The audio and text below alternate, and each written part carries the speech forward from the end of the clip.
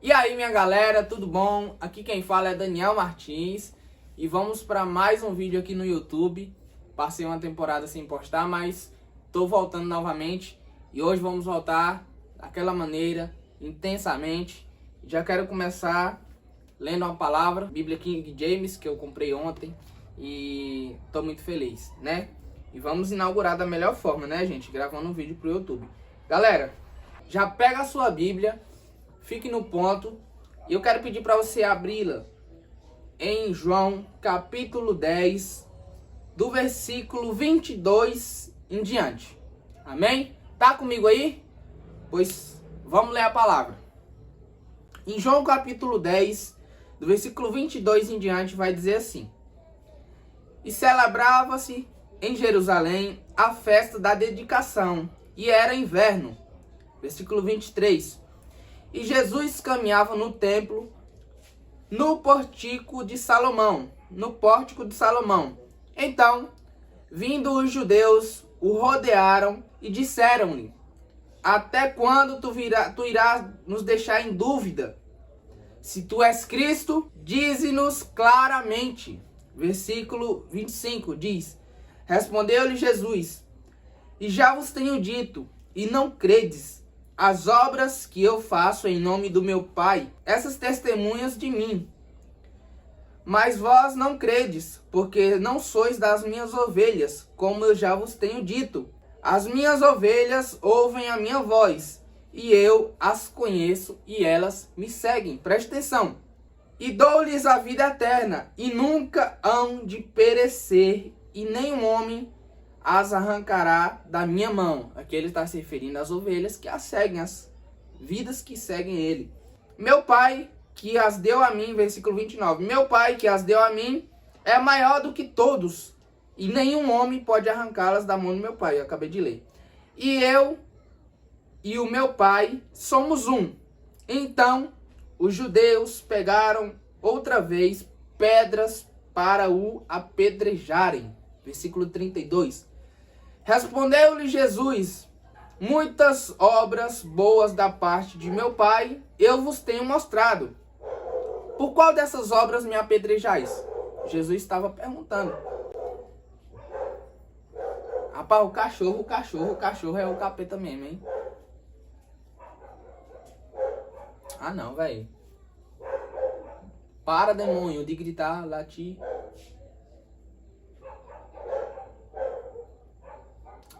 Não dá pra fazer vídeo aqui não. Tem que comprar uma casa distante da cidade. Respondeu-lhe Jesus: Muitas obras boas da parte de meu Pai eu vos tenho mostrado. Por qual dessas obras me apedrejais?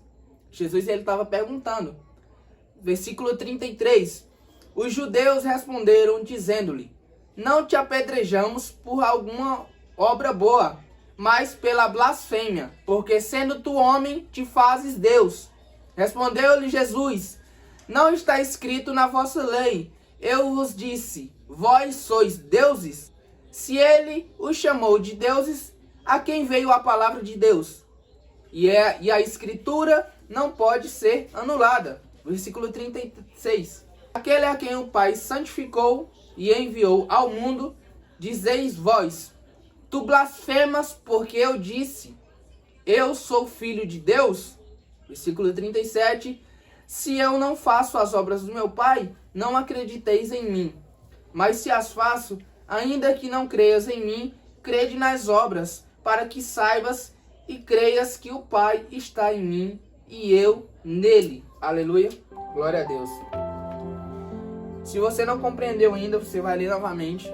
E o que significa toda essa palavra, toda essa junção de versículos? Aqui vai falar que os judeus eles estavam querendo apedrejar Jesus. Eles não estavam crendo naquilo que Jesus pregava, não estavam crendo naquilo que Jesus estava fazendo, as boas obras, não estavam crendo nos milagres. Eles estavam duvidosos de quem era Jesus. Por mais que ele tivesse feito vários milagres, realizado várias profecias, por mais que ele tivesse curado leprosos, endemoniados, por mais que ele tivesse feito inúmeras coisas que comprovassem que ele era também Deus, que ele estava ali 100% homem, mas também 100% Deus. Os judeus não acreditaram nele. E o que é que eu quero trazer com isso, com essa palavra, essa reflexão? Que muitas vezes nós agimos como aqueles judeus.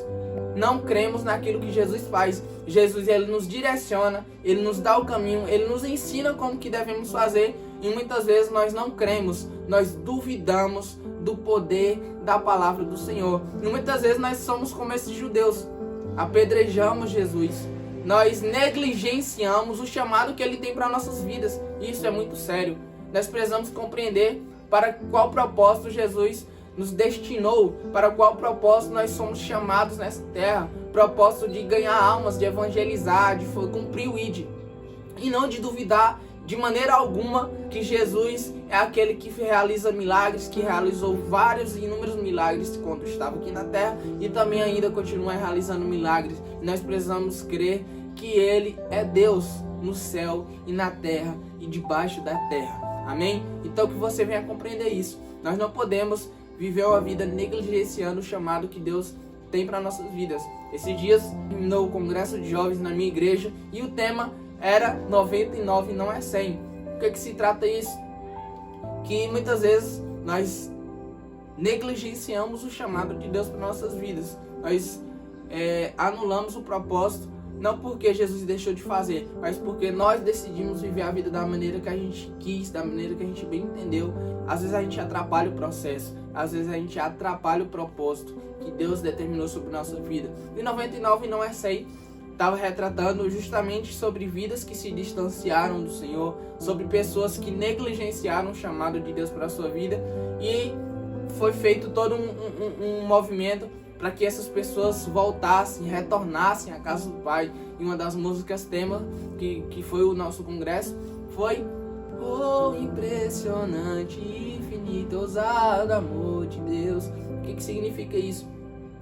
Que mesmo que nós sejamos falhos, mesmo que nós nos corrompemos, nós temos um jeito, mas nós não podemos de maneira alguma viver uma vida apedrejando Jesus, viver uma vida negligenciando o seu chamado e não crendo naquilo que ele diz, naquilo que ele fala.